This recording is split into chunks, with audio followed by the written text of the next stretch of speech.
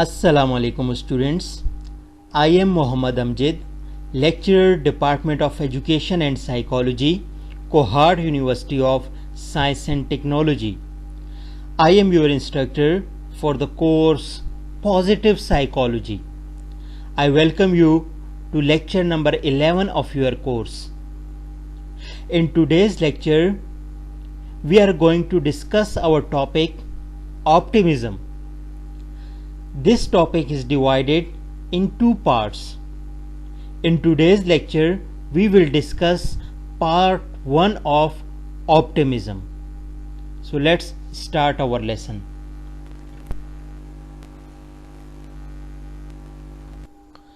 First of all, look at the contents which we are going to discuss in our today's lecture. We will discuss definition of optimism. Then we will discuss what Islam is saying about optimism. And after that, we will discuss different aspects of optimism. We will also discuss what is learned optimism and what are explanatory styles. Now look at the definition of optimism. So what is optimism? The word optimism is defined as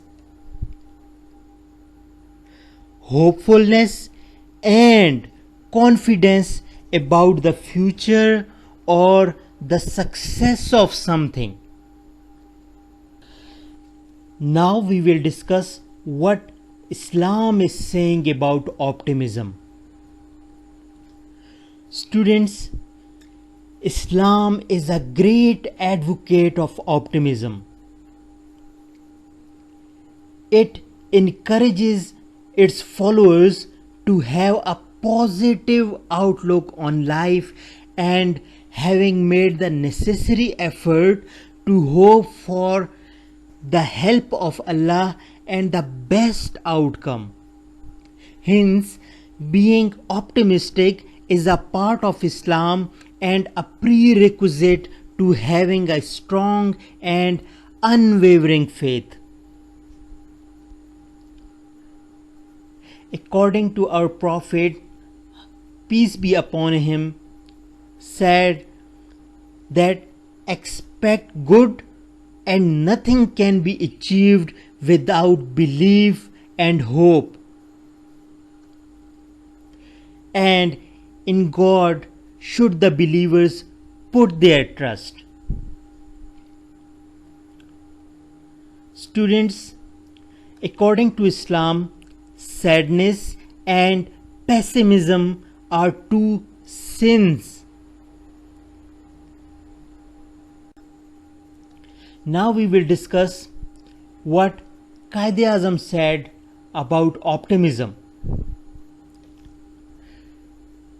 Quaid-e-Azam said that learn from yesterday, live for today,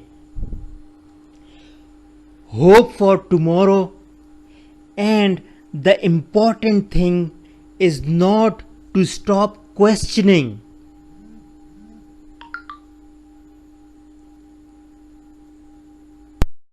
So don't stop questioning, always in search for new concepts and for new ideas. Now we will discuss different aspects of optimism. The first one is enjoying life. This means believing in oneself, or the optimism in dealing with oneself. This includes actually loving your life and enjoying the good things in life. And the second aspect of optimism is focus on oneself. Students, to be optimistic, You should focus on yourself instead of focusing on others. Whenever we look for shortcomings, we are always good at finding other people's shortcoming but not our own. So, to be optimistic, focus on yourself instead of focusing on others. And the third aspect is give yourself credit.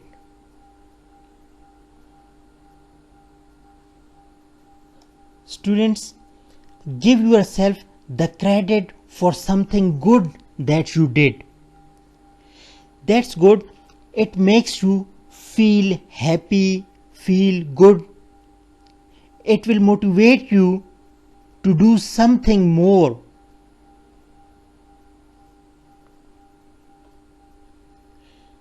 Of course, all the blessings come from Allah Almighty. All the credit goes to Allah Almighty. But it's good actually to feel good about achieving something that you did, something Allah Almighty bless you into doing something like that.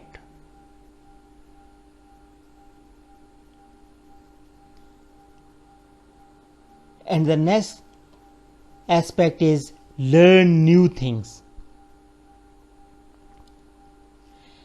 Another aspect of optimism with oneself is to learn new things in life. That's why don't stick with things like what I learned in school and that's it.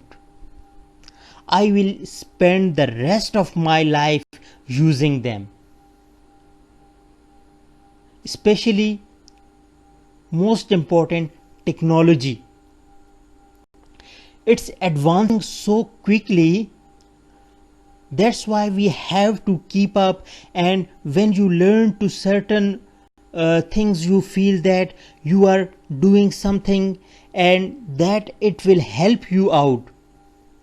It will motivate you to do even more.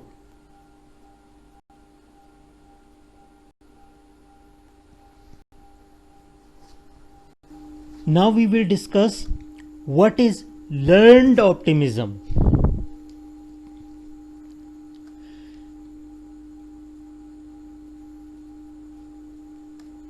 So, learned optimism is a concept that says we can change our attitude and behaviors.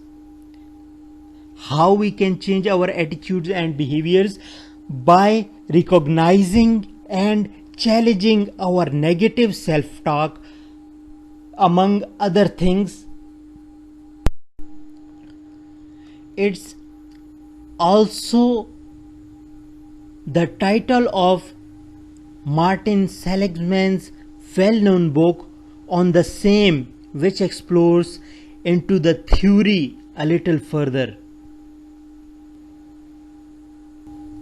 Now look at a little background of learned optimism.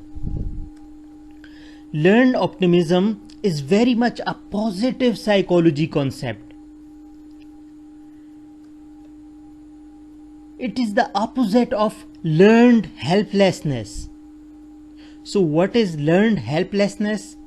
A phenomena where an individual believes that he is incapable of changing his circumstances after repeatedly experiencing a stressful event.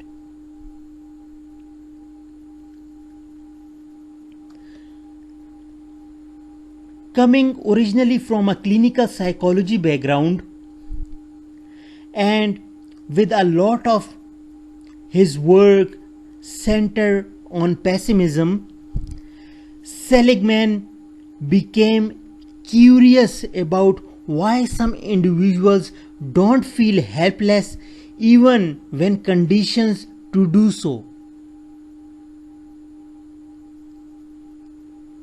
His interest shifted and he started to look into how we could condition individuals to be more optimistic.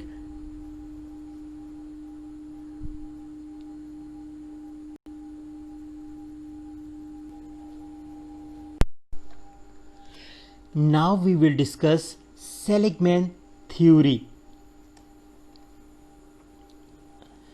Abramson, Seligman and Tisdale in 1978 reformulated their model of helplessness to incorporate the attribution or explanations that people make for the bad and good things that happens to them.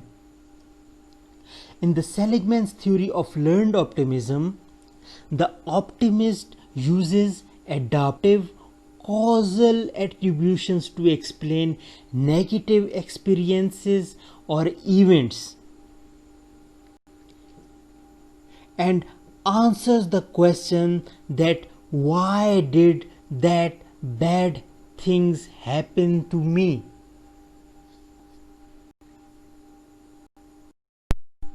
Now we will discuss attributional style or explanatory style.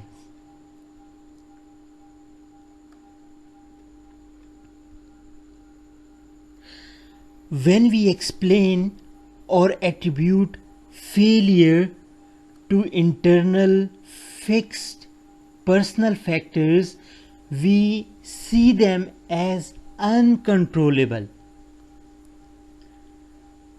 For example, a failed relationship for one becomes I am not lovable, a pessimistic outlook.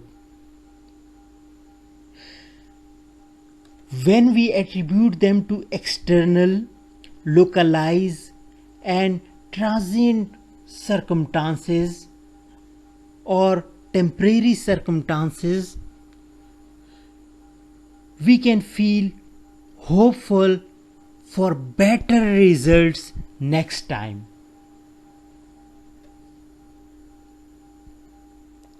Attributional styles also apply to positive outcomes,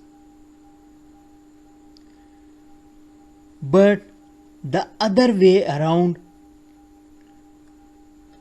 viewing good results as due to global stable factors inside ourselves is optimistic. In technical terms, the optimists make external, variable and specific attributions for failure like events rather than the internal, stable and global attributions of the pessimist. Seligman theory implicitly places great emphasis upon negative outcomes in determining one's attributional explanations.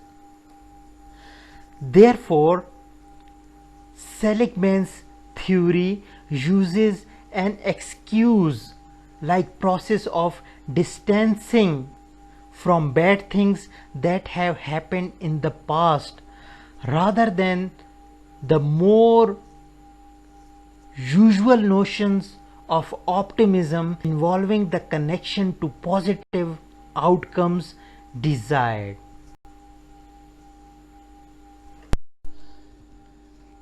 Now we will discuss some benefits of optimism. The first one is improved health. Several studies illustrate the different ways that optimism has a positive impact on our health. For example, in a study of head and neck cancer patients, optimistic patients reported a higher quality of life both before and after treatment.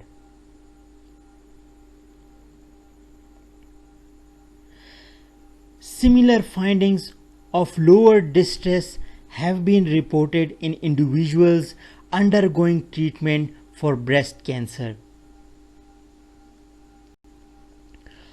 Optimistic individuals also tend to be more aware of their health status and how to stay that way.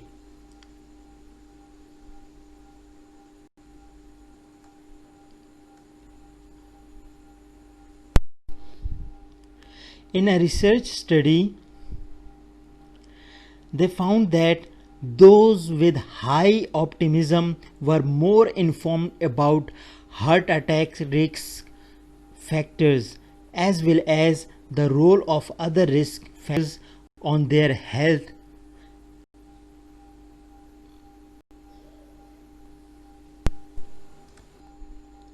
Optimists may also take a more approach focused method of dealing with health stressor. Rather than trying to avoid, ignore, or withdraw from a health concerns, optimistic people are more inclined to seek practical support, cognitively restructure, or reinterpret the situation positively, among other coping methods. Studies have also shown that optimistic people were less likely to need rehospitalization after a coronary bypass or repeat cardiac operations.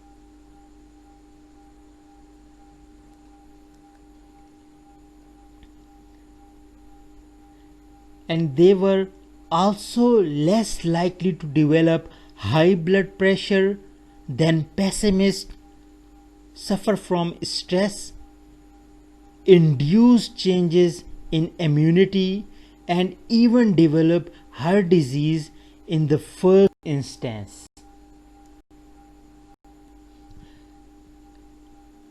Number 2, motivation and performance. At work, optimism has been linked to intrinsic motivation to work harder, endure during stressful circumstances, and show more goal-focused behavior. As an important contributor to employees' well-being, it has been linked to improved overall happiness in the workplace, task orientation, solution focused approaches, and decision making efficacy.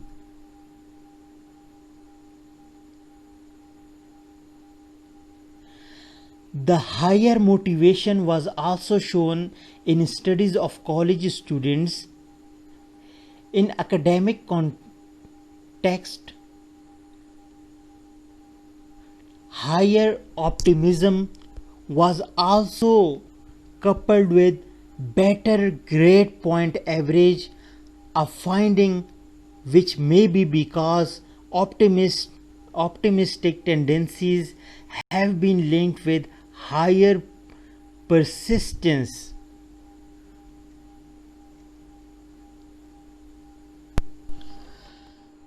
So students, it's all about for our today's lecture. Now we will review this lecture. We have defined optimism. We said that the word optimism is defined as hopefulness and confidence about the future or the success of something. Then we discussed Islam and optimism, and we said that optimism is a great teaching of Islam.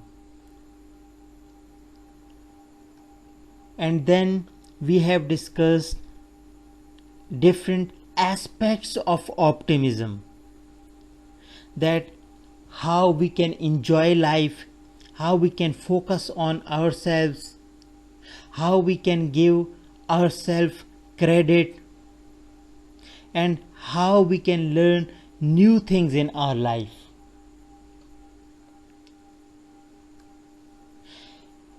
And then we define learned optimism.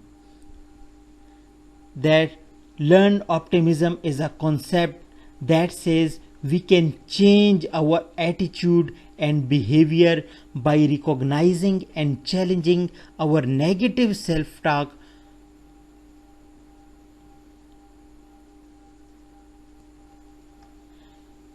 and at the end we have discussed different attributional styles or explanatory style.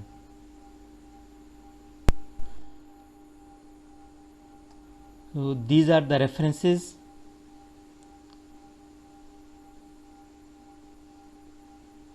Students, it's all about for our today's lecture. I hope you will read it and understand it. Thank you very much. Allah Hafiz.